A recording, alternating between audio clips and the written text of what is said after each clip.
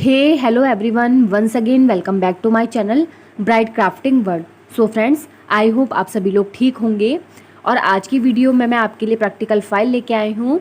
जी हाँ स्टूडेंट्स, जो मेरे लखनऊ यूनिवर्सिटी के स्टूडेंट्स हैं और बीए कर रहे हैं, उनके लिए मैं बीए 4th सेमेस्टर की होम साइंस की प्रैक्टिकल फ़ाइल लेके आई हूँ। और ये फ़ाइल की जो वीडियो है वो मेरे व्यूअर्स डिमांड पर मैंने बनाई है। जो मेरे लखनऊ यूनिवर्सिटी के स्टूडेंट हैं उन्होंने उनके डिमांड पर मैंने ये फ़ाइल बनाई है। ये हमारी फ़ाइल का सेकंड पार्ट है। तो फ्रेंड्स, चलिए वीडियो शुरू करने से पहले अगर आप मेरे चैनल पर नए हैं तो मेरे चैनल को लाइक, सब्सक्राइब और शेयर कर दीजिएगा, जिससे कि सारी वीडियोज़ आप तक पहुँच सके। तो चलिए वीडियो स्टार्ट करते हैं।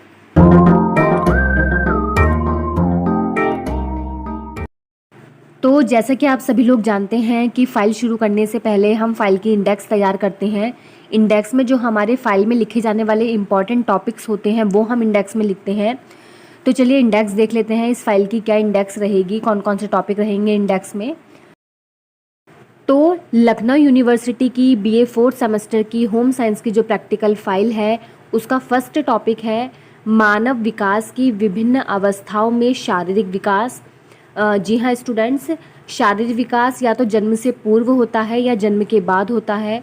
जब बच्चे का जन्म नहीं होता, जब वो गर्भाधान में होता है, गर्भावस्था में होता है, तब उसका शारीरिक विकास होता है। और जब उसका जन्म हो जाता है तब उसका शारीरिक विकास होता है। तो यहाँ पे हम जन्म से पूर्व शारीरिक विकास और जन्म के बाद शारीरिक विकास, इसके बारे में हम यहाँ पर लिखेंगे और पढ़ेंगे भी साथ ही साथ। सेकंड टॉपिक है गामक विकास या गत्यात्मक विकास, जिसे हम इंग्लिश में मोटर डेवलपमेंट कहते हैं। ये हमारा सेकंड टॉपिक है जो हम फाइल में लिखेंगे। थर्ड टॉपिक है हमारा जीन पियाजे का संज्ञानात्मक विकास का सिद्धांत, जिसे हम बोलते हैं कॉग्निटिव डेवलपमेंट। जो जीन पियाजे ने जिसकी जो है इसकी थ्योरी दी थी वो हम इसमें लिखेंगे। तो ये हमारी जो फाइल है उसकी इंडेक्स है, इम्पॉर्टेंट टॉपिक है जो हम फाइल में लिखने वाले हैं। तो चलिए आगे शुरू करते हैं। फाइल के टॉपिक्स कैसे कैसे और किस प्रकार से लिखे जाएंगे और उनको अच्छी तरीके से समझते भी हैं। तो स्टूडेंट्स, फाइल में जो हम फर्स्ट इम्पॉर्टेंट टॉपिक लिखेंगे वो है शारीरिक विकास, जिसे हम इंग्लिश में बोलते हैं फिजिकल डेवलपमेंट। शारीरिक विकास का मतलब होता है या शारीरिक विकास का अर्थ होता है शरीर की लंबाई, शरीर के आकार, शरीर के वजन, अनुपात और संयोजन में होने वाला परिवर्तन क्या कहलाता है? शारीरिक विकास कहलाता है। ये शारीरिक विकास जन्म से पूर्व और जन्म के बाद दोनों अवस्थाओं में क्या होता है? चलता ही रहता है।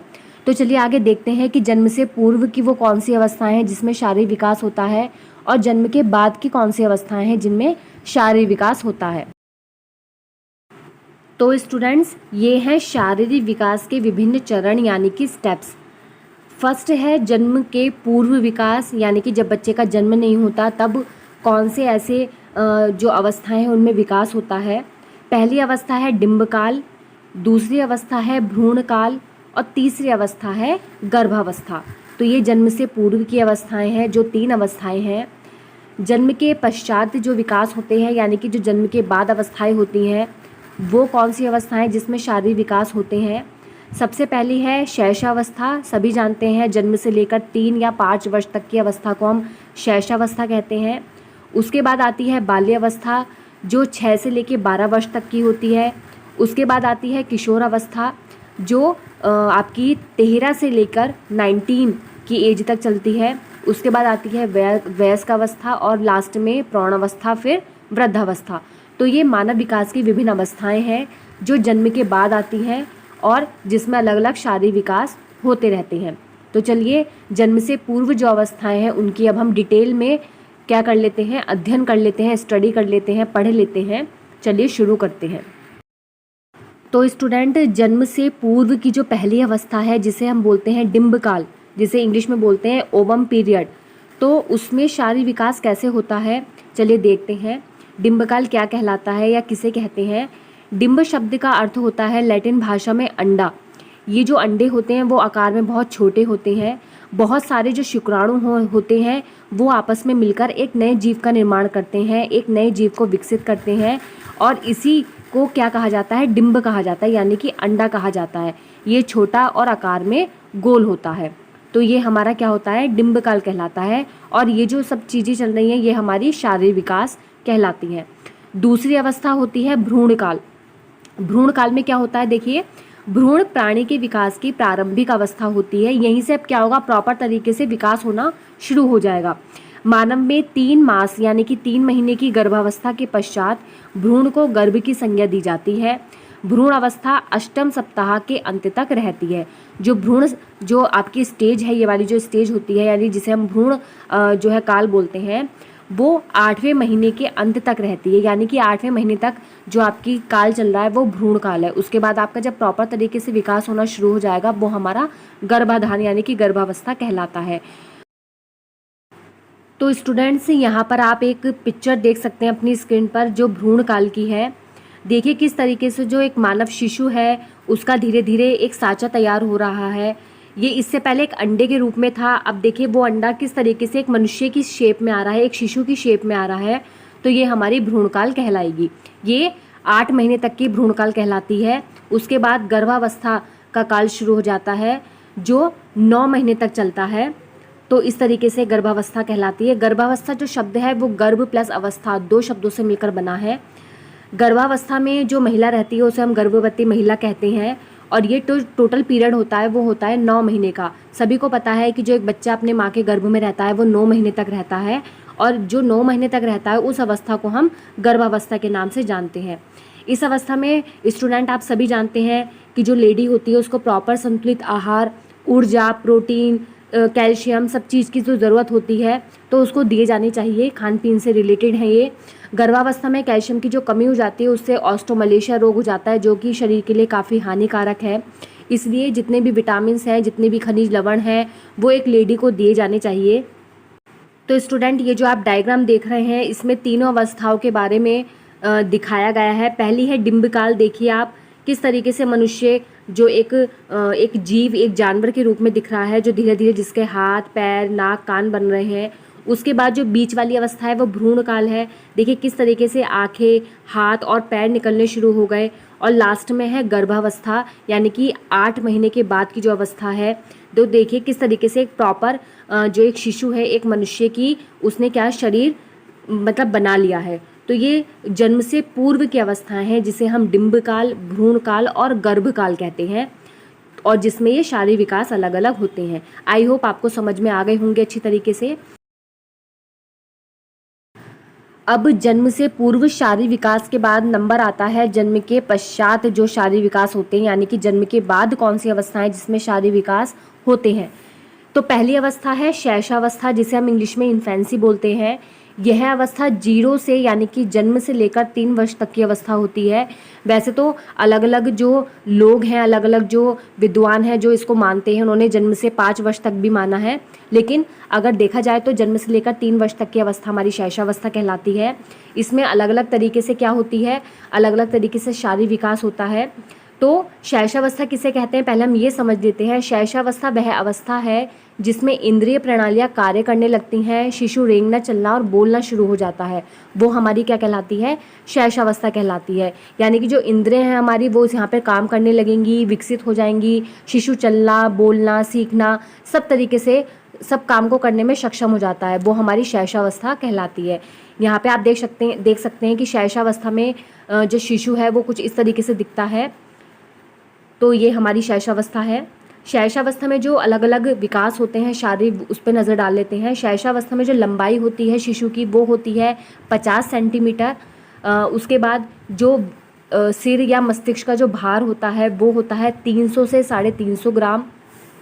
इसके बाद दांत की बात करें तो शैशवावस्था में शिशु के स्थायी दांत नहीं होते, अस्थायी दांत होते हैं, जिसे हम दूध के दांत भी बोलते हैं। और शैशवावस्था में जो दूध के दांत होते हैं उनकी संख्या 20 यानी कि 20 होती है। 20 उनके टीथ होते हैं, उनके जो दूध के दांत होते हैं। और वज़न की बात करें तो 2.5 से 3.5 किलोग्राम जो शिशु का वज़न है वो होता है। हड्डियों की बात करें, अस्थियों की बात करें तो नवजात शिशु या शिशु के जो अंदर हड्डियाँ होती हैं वो 270 हड्डियाँ होती हैं। तो इस तरीके से कुल मिला के ये शारीरिक विकास है जो शैशवावस्था में होता है। शैशवावस्था के बाद दूसरी अवस्था है बाल्यावस्था। ये अवस्था भी जन्म के बाद ही आती है, जिसे हम इंग्लिश में चाइल्डहुड कहते हैं।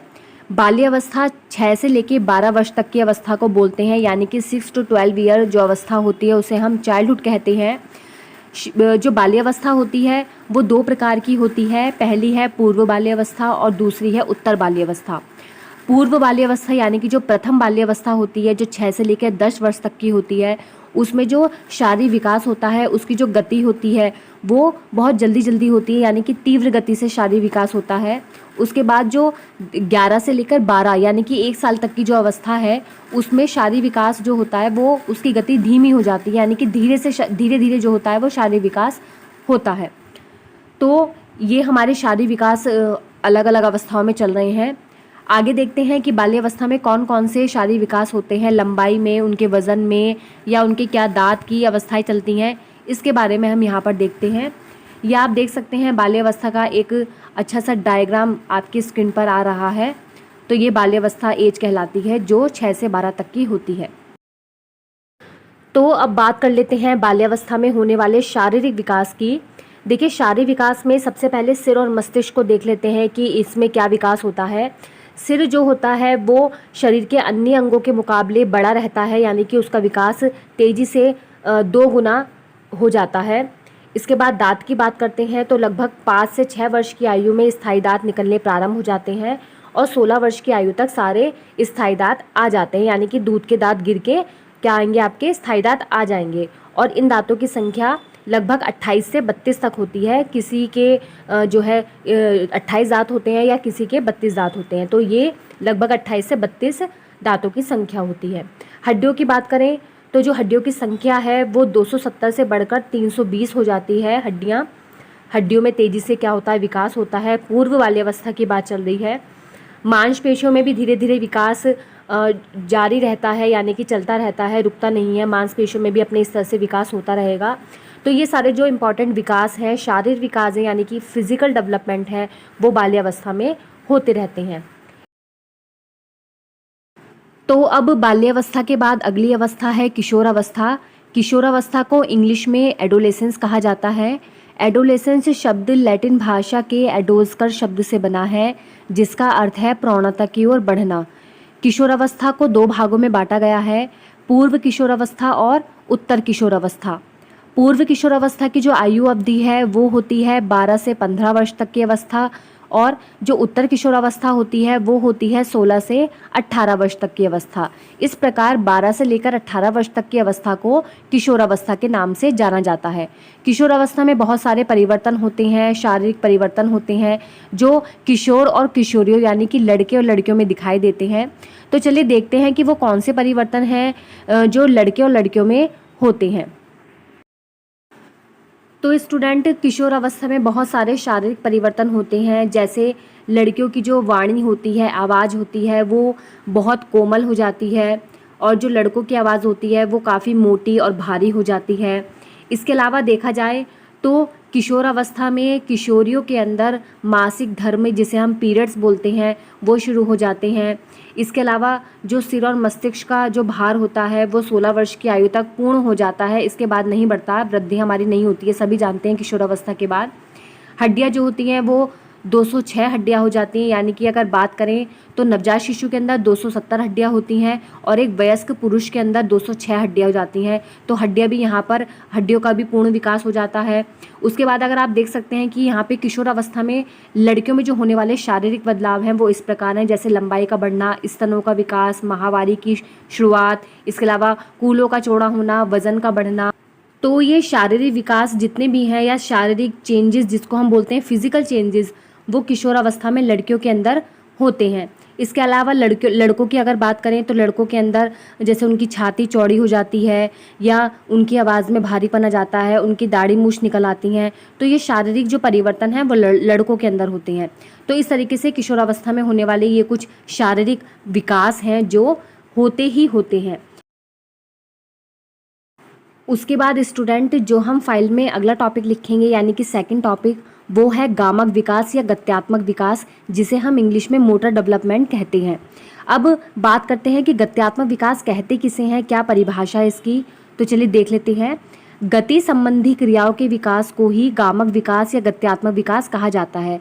जब मांसपेशियों का विकास होता है तब हम उसको क्या बोलते हैं, गत्यात्मक विकास बोलते हैं। ये मांसपेशियां छोटी भी होती हैं और बड़ी भी होती हैं, तो जब दोनों का विकास होता है वो हमारा गामक विकास कहलाता है। चलिए इसको हम आगे एक डायग्राम के अनुसार समझ लेते हैं कि मोटर जो डेवलपमेंट है वो कैसे काम करता है। तो ये आप देख सकते हैं, यहाँ पर दो आपको डायग्राम दिख रहे होंगे, एक है फाइन मोटर स्किल और दूसरा है gross motor skill. Fine motor skill बोलते हैं छोटी मांसपेशियों का काम करना और ग्रोस मोटर स्किल बोलते हैं बड़ी मांसपेशियों का काम करना। तो दोनों जो मांसपेशियां काम करती हैं वो हमारी मोटर डेवलपमेंट में आती हैं। अब बात करते हैं कि छोटी और बड़ी दोनों मांसपेशियां कैसे काम करती हैं।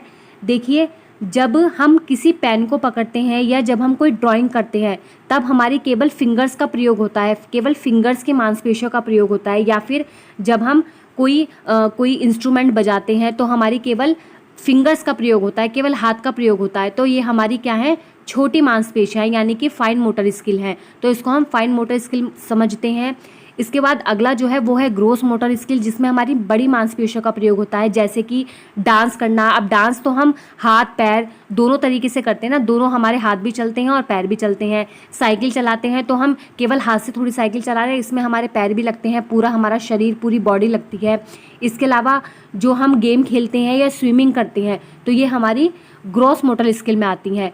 फाइन मोटर स्किल उनको बोलते हैं जिसमें हमारी केवल हाथों की मांसपेशियां या केवल फिंगर्स प्रयोग में आती हैं, और ग्रॉस मोटर स्किल जिसमें हमारी पूरी बॉडी की मांसपेशियां सिर से लेकर पैर तक या हाथ से लेकर पैर तक की सभी मांसपेशियां जिसमें हमारी पूरी बॉडी लगती है वो हमारी ग्रॉस मोटर स्किल में आती हैं।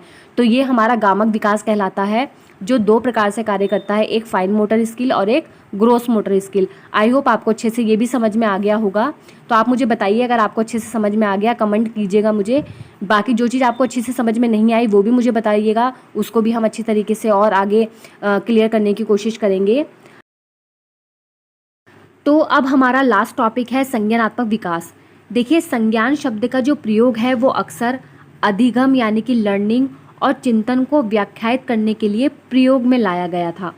कॉग्निशन शब्द की उत्पत्ति लैटिन भाषा के कॉग्नोसियर शब्द से हुई है, जिसका अर्थ है जानना या ज्ञान, यानी कि गेटिंग टू नो और नॉलेज। यह शब्द जो है वो 15वीं शताब्दी से ही क्या उपयोग में लाया गया था, लेकिन बाद में इसको बहुत अच्छी तरीके से जाना गया और तभी से इस संज्ञानात्मक विकास को हम पढ़ते चले आ रहे हैं। तो स्टूडेंट, जीन पियाजे ही वो व्यक्ति थे जिन्होंने संज्ञानात्मक विकास का सिद्धांत दिया था। संज्ञानात्मक विकास के सिद्धांत को मानसिक सिद्धांत के नाम से भी जाना जाता है। जीन पियाजे एक स्विस मनोवैज्ञानिक थे, यानी कि स्विट्ज़रलैंड में रहते थे। पियाजे का जन्म 9 अगस्त 1896 यानी कि 1896 में स्विट्ज़रलैंड में हुआ था और इन्होंने ही संज्ञानात्मक विकास का सिद्धांत दिया। अब आगे जीन पियाजे ने फ्रेंड्स जो प्रयोग किए थे वो अपने बच्चों पर ही किए थे प्रयोग, मतलब पहले जो सबसे पहले प्रयोग किया उन्होंने किसी भी सिद्धांत को लेकर या अपने संज्ञानात्मक सिद्धांत को लेकर वो अपने बच्चों के ऊपर किया था, यानी कि ये पहले प्रयोगकर्ता कौन थे, अपने बच्चों के प्रयोगकर्ता थे। आगे इनकी अवस्थाएं देख लेते हैं, कितनी अवस्थाएं हैं। जीन पियाजे ने संज्ञानात्मक विकास की 4 अवस्थाओं को महत्वपूर्ण माना है और इन्होंने ये कहा है कि जो छोटे बच्चे होते हैं वो नन्हे वैज्ञानिक होते हैं, यानी कि लिटिल साइंटिस्ट। तो यहाँ पर एक क्वेश्चन ये भी आता है कि लिटिल साइंटिस्ट जो है कौन कहता है बच्चों को, तो वो जीन पियाजे ही है। जीन पियाजे ही बच्चों को छोटे वैज्ञानिक यानी कि लिटिल साइंटिस्ट मानते हैं। जीन पियाजे की जो संज्ञानात्मक विकास की थ्योरी है वो अपने आप में बहुत इम्पॉर्टेंट है और जितने भी हमारे एग्ज़ाम होते हैं, जैसे CTET है आपका या BEd हो गया, UTET हो गया, ये जितने भी आपके एग्ज़ाम होते हैं उसमें आपको इनकी थ्योरी ज़रूर देखने को मिलेगी, इसलिए आप इनको अच्छी तरीके से समझिए। तो पियाजे ने संज्ञानात्मक विकास की 4 अवस्थाएँ मानी हैं। ये अवस्थाएं आप देख सकते हैं अपनी स्क्रीन पर। पहली अवस्था है यानी कि फर्स्ट स्टेज है संवेदी पेशीय अवस्था, जो जन्म से लेकर 2 वर्ष तक की अवस्था होती है। उसके बाद है मूर्त संक्रियात्मक अवस्था, जिसे हम 2 से 7 वर्ष तक मानते हैं। तीसरी अवस्था है अमूर्त संक्रियात्मक अवस्था, जो 7 से 12 वर्ष तक की होती है। और चौथी अवस्था है औपचारिक संक्रियात्मक अवस्था, जो 12 से 15 वर्ष तक की चलती है। तो जीन पियाजे ने संज्ञानात्मक विकास की इन 4 अवस्थाओं को महत्वपूर्ण माना है और इनको एज के हिसाब से अलग अलग बांट भी दिया है। तो पहली अवस्था है संवेदी गामक अवस्था। इस अवस्था में जो बच्चे होते हैं वो जन्म से लेकर 2 वर्ष तक के बच्चे रखे जाते हैं। इसमें बच्चे अपने इंद्रियों द्वारा प्राथमिक अनुभव करते हैं। जैसे बच्चे केवल क्या करते हैं, अपने मुंह से लेकर चूसने की क्रिया करते हैं, यानी कि अपने अंगूठे को अपने मुंह में जो है देकर चूसते हैं, यानी कि इंद्रियों के द्वारा क्या करते हैं, महसूस करते हैं किसी भी चीज़ को। तो वो हमारी संवेदीगामक अवस्था कहलाती है, यानी कि संवेदना इसमें काम करती हैं, तो वो हमारी संवेदीगामक अवस्था कहलाती है। तो इसी प्रकार अगर दूसरी अवस्था को देखें तो दूसरी अवस्था है मूर्त या पूर्व संक्रियात्मक अवस्था। इस अवस्था में 2 से 7 साल तक के बच्चे आते हैं। तो वो क्या करते हैं, वो बच्चे अपने इर्द गिर्द की वस्तुओं और प्राणियों में तथा वस्तुओं और शब्दों में क्या संबंध स्थापित करने लगते हैं। तो वो हमारी क्या कहलाती है, पूर्व संक्रियात्मक अवस्था कहलाती है, यानी कि अनुकरण की अवस्था, इसी अवस्था को कहा जाता है। तो पहली अवस्था में तो बच्चे अपनी संवेदनाओं से सीखते हैं, यानी कि जो क्रिया करके सीखते हैं, अपनी जो है मनोभावों से सीखते हैं। और सेकंड जो अवस्था होती है उसमें बच्चे अपने इर्द गिर्द जो यानी कि आसपास जो उनकी वस्तुएं पड़ी रहती हैं, जो बातें चलती हैं, उनके बीच में संबंध स्थापित करके उनको क्या करते हैं, उससे सीखते हैं। तो स्टूडेंट, जब बच्चे अपने आसपास की सभी निर्जीव वस्तुओं को सजीव समझने लगते हैं तो जीन पियाजे ने उसको जीववाद की संज्ञा दी है। और जब बच्चे सारी दुनिया को अपने इर्द गिर्द समझने लगते हैं तब जीन पियाजे ने उसको आत्म केंद्रिता की संज्ञा दी है। तो इस तरीके से ये पूर्व संक्रियात्मक।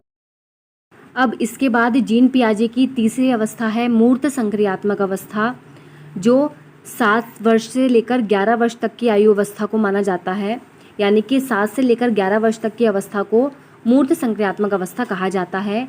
इस अवस्था के बच्चे अधिक व्यवहारिक और यथार्थवादी होते हैं। इस अवस्था में बच्चों में तर्क और समस्या समाधान की क्षमता का क्या होता है, विकास होने लगता है, यानी कि बच्चे किसी भी बात को लेकर तर्क और उसका समस्या का समाधान भी खुद ही ढूंढने का प्रयास करने लगते हैं। तो उस अवस्था को हम मूर्त संक्रियात्मक अवस्था कहते हैं। अब इसके बाद संज्ञानात्मक विकास की सबसे आखिरी अवस्था यानी कि लास्ट स्टेज है औपचारिक संक्रियात्मक अवस्था। यह अवस्था 12 से 15 वर्ष तक की होती है। इस अवस्था में बच्चों का जो मस्तिष्क है वो पूर्ण रूप से परिपक्व होने लगता है। अब बच्चों के अंदर पूर्ण रूप से सोचने, समझने, चिंतन करने, तर्क करने और उसका समस्या का समाधान निकालने की जो है स्मृति आ जाती है, यानी कि शक्ति आ जाती है। बच्चे सोचना शुरू कर देते हैं। तो ये हमारी कहलाती है औपचारिक संक्रियात्मक अवस्था। तो जीन पियाजे ने इन चारों अवस्थाओं को महत्वपूर्ण माना है और बताया है कि हर एज में कैसे बच्चों के अंदर विकास शुरू होने लगता है। तो फ्रेंड्स, ये थी हमारी लखनऊ यूनिवर्सिटी की होम साइंस की BA 4th सेमेस्टर की प्रैक्टिकल फ़ाइल। आई होप आपको सभी टॉपिक बहुत अच्छे से समझ में आए होंगे। बाकी फ़ाइल जैसे मैंने बताई है ऐसी ही बनेगी। इसमें कुछ अगर आपको ऐड करना है, कोई डायग्राम बनाना है तो आप बना सकते हैं। बाकी प्रॉपर फ़ाइल ये पूरी हो गई है आज। अगर आपको कुछ भी प्रॉब्लम है तो आप मुझे कमेंट करके बता सकते हैं। कुछ बात पूछनी है तब आप मुझसे कमेंट करके मुझसे पूछ सकते हैं। बाकी कल फिर से एक नई वीडियो के साथ आपके सामने हम रहेंगे, एक नई टॉपिक के साथ, एक नई प्रैक्टिकल फ़ाइल के साथ। आज की आपको ये वीडियो कैसी लगी मुझे ज़रूर बताइएगा। मेरे चैनल को लाइक, सब्सक्राइब और शेयर भी कर दीजिएगा। तब तक के लिए thanks for watching. Bye bye.